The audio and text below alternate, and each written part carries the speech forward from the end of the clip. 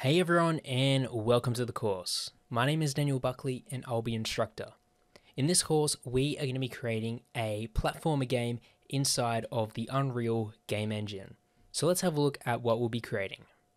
This is the platformer game we'll be creating. It is a third-person game where we control this sphere and have to go around collecting these gems to reach the end goal, as well avoiding touching the ground and these red spiked enemies. Now, this game is going to allow us to show off Unreal's powerful lighting and reflections, as you can see here, with the water, with the metallic sphere. So what are we going to be learning in order to create this? Well, first of all, we'll be creating a player controller with movement from the keyboard. We'll be setting up player inputs, and then we'll be assigning those to the player so that we can move them around the world, they can jump, they can collect gems, and they can detect when they get hit by enemies. We're also going to be setting up moving platforms and moving enemies, so we can customize how fast they go and where they move towards.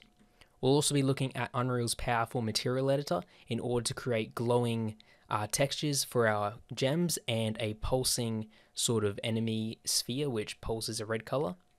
And then we'll also be looking at Unreal's UI editor in order to set up our score text and endgame screens.